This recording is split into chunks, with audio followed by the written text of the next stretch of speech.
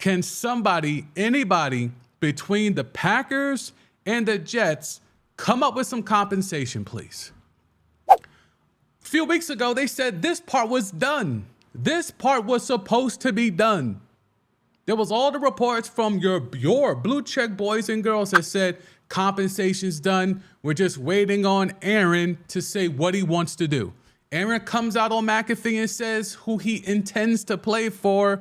And now we're back to square one where, yeah, Jets and Packers are still working on compensation. Make up your mind, insiders. Who are these sources? The trainer didn't have it right.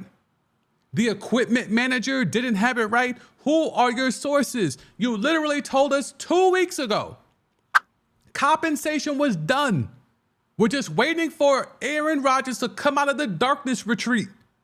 He comes out of the darkness. He sees the light. He goes on McAfee. He makes a big deal. All Jets over everything. All green over everything. Everyone goes wild. They're like, oh, well, now it's a done deal. Oh, but wait a minute now.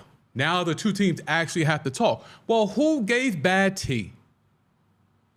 You know, we talk about, ginger tea here is a favorite of mine, soursop tea. And some of y'all like that Earl Grey, that English breakfast stuff. This tea right here, the tea of Jets, Packers, compensations done. We're just waiting on Aaron. Oh, that's that Lipton. That's that plain ass Lipton tea. It's basura. It's cheap and it's basura. What the hell is going on? Why don't we know anything? Why are these people who are paid millions, and some of them on the low scale, hundreds of thousands of dollars, to give us information that is supposed to be credible, that's supposed to be viable? That's why they have the mystical, magical blue check. And they can't figure this out. They can't get this right. What are we doing? Let's go to the screen, man. Let's go ahead and go to the screen. Update. The Jets and Packers haven't, quote, spoken much this past week, per your man's Adam Schefter. Now we're getting more information. Green Bay, quote, wants a first-round pick in the Rodgers trade, and that's not all they want. He also added that the Jets getting a second-round pick for Elijah Moore has little to do with the Packers. And let's talk about that Elijah Moore part. When Aaron emerged from the darkness and said, I intend to be a Jet, there was also reporting by some of your blue check boys and girls that said, oh, sources close to the Jets inform me Elijah Moore will not be traded. Despite Aaron Rodgers putting out that list that had those 3 receivers that he targeted. Randall Cobb, Alan Lazard, and Odell Beckham Jr. The Jets pushed out to their blue check boys and girls that they have in their back pocket and told them, hey, put this out there that we're not trading Elijah Moore. Only to trade Elijah Moore a week later. Again, so these sources that these people claim to have, these insiders that we are told to believe upon, the social construct of, well, this person's an insider. They have a blue check next to their name.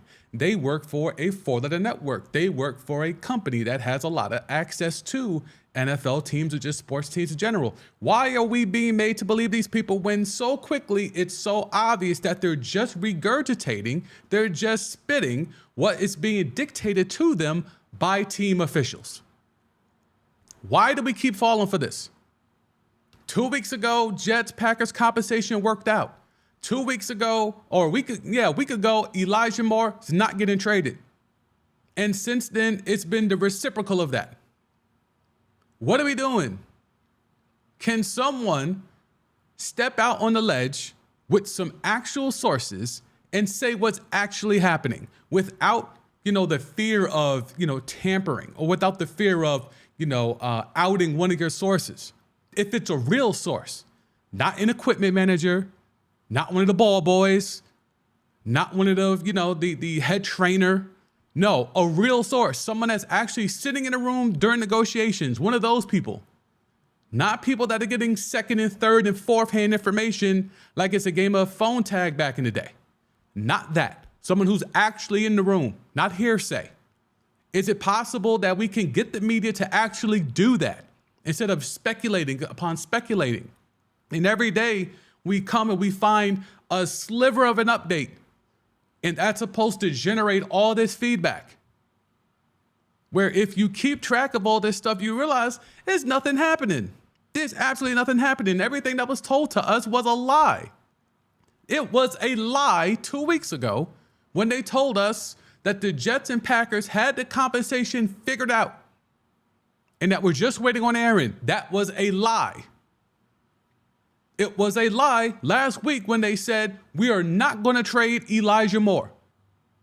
That was a lie. Yet this was reported and then aggregated after that, but it was reported initially by people with blue checks that make 6 to 7 figures to be insiders, to have sources in high places to be able to give us information to keep us informed. And yet time after time, we get led down the river of speculation and no one doubles back and says, well, hey, wait a minute. That completely goes against what you reported a week ago. That goes against completely what you said your sources told you 2 weeks ago. Well, why am I going to believe you in this very moment then? What about what you're saying to me right now? What about what you're thumbing out on your phone right now? Why should I believe that? When you could tell me the complete opposite of that a week from now. But then you're going to try to tell me how both versions were true. And that's why you have to really pay attention to some of the wording that these blue check boys and girls use, because the key is in the words. I'm very much into words, and words matter in the context of how words are used, especially when you're reporting like this as someone that is has a degree in bachelor's in journalism and media. Words are very important, and you can get yourself liable by using the wrong words if you jump out there too aggressively. So that's why speculation, sources close, insiders close, a person close to the situation, all that type of wording is done by design. They're not making that stuff up just to be cute. They're protecting themselves in case they're wrong. Because again, if you're getting information from a trainer, if you're getting information from an equipment manager, but that's your source. If you're getting information from, the assistant to the assistant GM, but that's all you got, source is close to the situation. A source tells me, a team source, a team exec, even though it's the assistant to the assistant GM. In theory, you can still spin that like that's an exec, when that person's not even in the room, when actual decisions are being made. This is where we're at with sports media. When is this deal going to get done? How much longer can we drag this out? They put the pressure on Aaron fresh off the darkness retreat to make his mind up. He made his mind up, and now the two teams get to just kick this down the road till however, whenever. And we're supposed to just sit here on our hands and knees waiting? Like, what part of the game is this? Why is this still a thing? Why are we still out here trying to navigate when Aaron Rodgers, who has said he wants to be a Jet, who the Packers say they no longer want him to be a Packer, or who the Jets are out here signing almost everyone on the list that Aaron Rodgers claims he didn't give them? This, imaginary list that he says, he did not give them. All of a sudden, Alan Lazard pops up. Now, if we move to the next piece of this, Odell Beckham. The Jets seem likely to be signing Odell Beckham. According to another blue check boy, Jeff Darlington, we should very much consider, again, watch the words there. We should very much consider Odell Beckham on the table for the Jets. Financial still in the way, but I still think Odell will end up with the Jets. See, that's not even really information. That's the funny part about it. That's not really tea. That's just saying something that you could ask someone at the deli and get that. You can, roll up on someone at a red light and have to roll down the window and ask them, yo, you think the Jets are close to signing Odell? Yeah, I think they're close. I think they probably just got to figure out the money. But yeah, I think he'll be a Jet. It's the same information. Same information. Your bus driver could give you the same tea. Your bus driver. If you say, yo, you think Odell coming to the Jets? Yeah, man, it's just a matter of time. I think at the end of it, I think he'll be a Jet. It's the same tea. It's the same information. What is this information? How is this considered information?